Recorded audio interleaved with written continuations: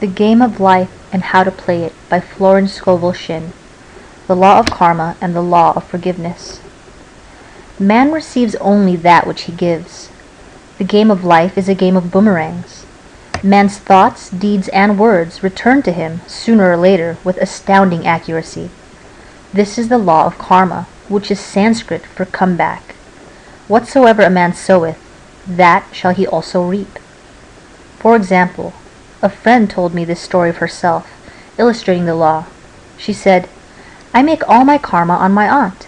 Whatever I say to her, someone says to me. I'm often irritable at home, and one day said to my aunt, who was talking to me during dinner, 'No more talk, I wish to eat in peace.' The following day I was lunching with a woman with whom I wished to make a great impression. I was talking animatedly when she said, 'No more talk, I wish to eat in peace.' My friend is high in consciousness, so her karma returns much more quickly than to one on the mental plane. The more man knows, the more he is responsible for, and a person with a knowledge of spiritual law, which he does not practice, suffers greatly in consequence. The fear of the Lord, or law, is the beginning of wisdom. If we read the word Lord law, it will make many passages in the Bible much clearer. Vengeance is mine, I will repay, saith the Lord. It is the law which takes vengeance, not God. God sees man perfect, created in his own image, imagination, and given power and dominion. This is the perfect idea of man, registered in divine mind, awaiting man's recognition. For man can only be what he sees himself to be, and only attain what he sees himself attaining. Nothing ever happens without an onlooker, is an ancient saying. Man sees first his failure or success, his joy or sorrow, before it swings into visibility from the scene set in his own imagination. We have observed this in the mother picturing disease for her child, or a woman seeing success for her husband. Jesus Christ said, "And ye shall know the truth, and the truth shall make you free."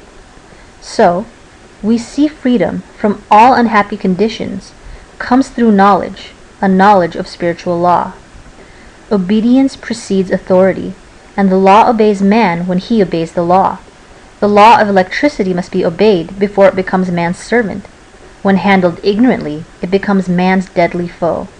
So with the laws of mind.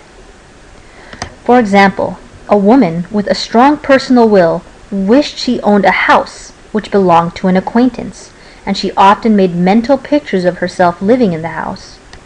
In the course of time, the man died, and she moved into the house. Several years afterwards, coming into the knowledge of spiritual law, she said to me, "Do you think I had anything to do with that man's death?" I replied, "Yes. Your desire was so strong, everything made way for it, but you paid your karmic debt. Your husband, whom you loved devotedly, died soon after, and the house was a white elephant on your hands for years." The original owner, however, could not have been affected by her thoughts had he been positive in the truth, nor her husband, but they were both under karmic law. The woman should have said, feeling the great desire for the house, "Infinite intelligence, give me the right house, equally as charming as this, the house which is mine by divine right." The divine selection would have given perfect satisfaction and brought good to all. The divine pattern is the only safe pattern to work by. Desire is a tremendous force and must be directed in the right channels or chaos ensues. In demonstrating the most important step is the first step, to ask. Man should always demand only that which is his by divine right. To go back to this illustration, had the woman taken this attitude, "If this house I desire is mine, I cannot lose it. If it is not, give me its equivalent," the man might have decided to move out harmoniously, had it been the divine selection for her, or another house would have been substituted. Anything forced into manifestation through personal will is always ill-got and has ever bad success. Man is admonished, "My will be done, not thine," and the curious thing is, man always gets just what he desires when he does relinquish personal will, thereby enabling infinite intelligence to work through him. "Stand ye still, and see the salvation of the Lord," or law. For example, a woman came to me in great distress. Her daughter had determined to take a very hazardous trip, and the mother was filled with fear. She said she had used every argument, had pointed out the dangers to be encountered and forbidden her to go, but the daughter became more and more rebellious and determined. I said to the mother, "You are forcing your personal will upon your daughter, which you have no right to do, and your fear of the trip is only attracting it, for man attracts what he fears." I added, "Let go, and take your mental hands off. Put it in God's hands, and use this statement: I put this situation in the hands of infinite love and wisdom. If this trip is the divine plan, I bless it, and no longer resist. But if it is not divinely planned, I give thanks that it is now dissolved and dissipated." A day or two after that, her daughter said to her, "Mother, I have given up the trip, and the situation returned to its native nothingness." It is learning to stand still which seems so difficult for man. I will deal more fully with this law in the chapter on non-resistance. I will give another example of sowing and reaping, which came in the most curious way. A woman came to me saying she had received a counterfeit $20 bill given to her at the bank. She was much disturbed, for she said, "The people at the bank will never acknowledge their mistake." I replied, "Let us analyze the situation and find out why you attracted it." She thought a few moments and exclaimed, "I know it. I sent a friend a lot of stage money just for a joke." So, the law had sent her some stage money, for it doesn't know anything about jokes. I said, "Now we will call in the law of forgiveness and neutralize the situation." Christianity is founded upon the law of forgiveness. Christ has redeemed us from the curse of the karmic law, and the Christ within each man is his redeemer and salvation from all inharmonious conditions. So I said, "Infinite Spirit, we call on the law of forgiveness and give thanks that she is under grace and not under law, and cannot lose this $20, which is hers by divine right.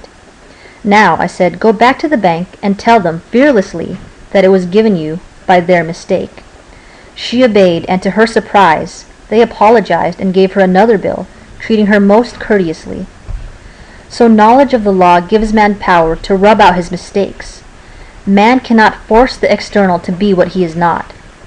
If he desires riches, he must be rich first in consciousness. For example, a woman came to me asking treatment for prosperity.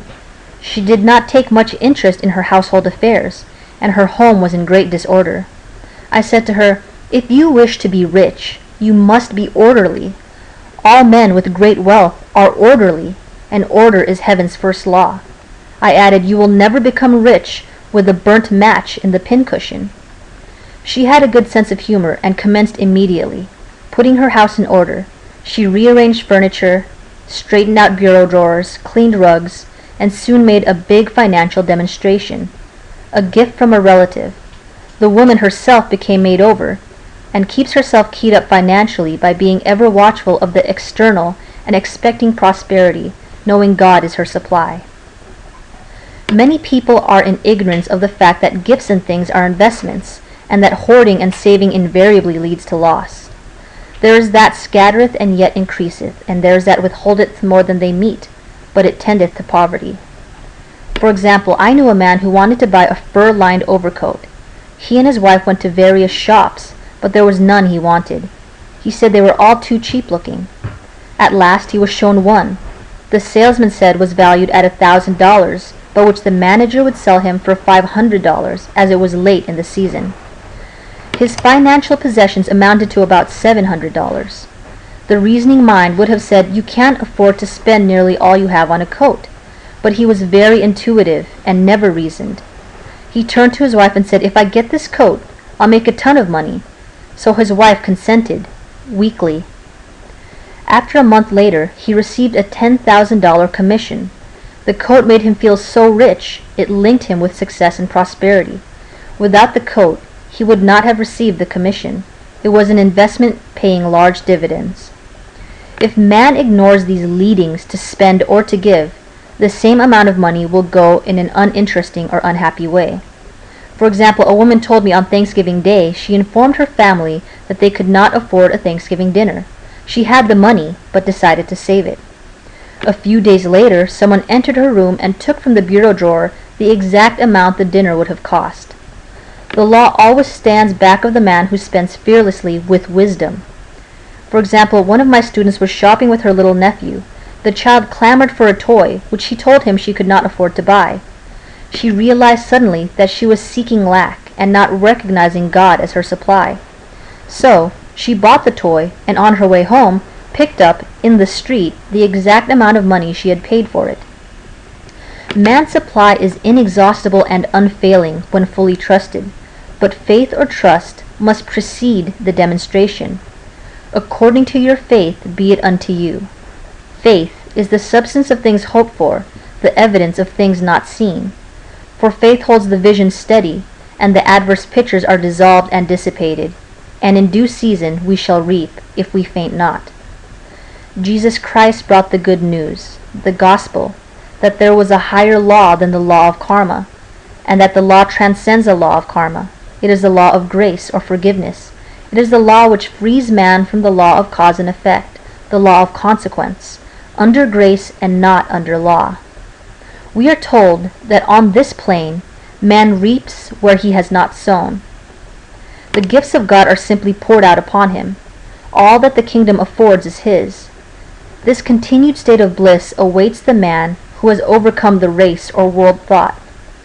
In the world thought there is tribulation, but Jesus Christ said, "Be of good cheer, I have overcome the world." The world thought is that of sin, sickness, and death. He saw their absolute unreality and said sickness and sorrow shall pass away, and death itself, the last enemy, be overcome. We know now, from a scientific standpoint, that death could be overcome by stamping the subconscious mind with the conviction of eternal youth and eternal life. The subconscious, being simply power without direction, carries out orders without questioning. Working under the direction of the superconscious, the Christ or God within man, the resurrection of the body would be accomplished. Man would no longer throw off his body in death. It would be transformed into the body electric, sung by Walt Whitman, for Christianity is founded upon the forgiveness of sins and an empty tomb.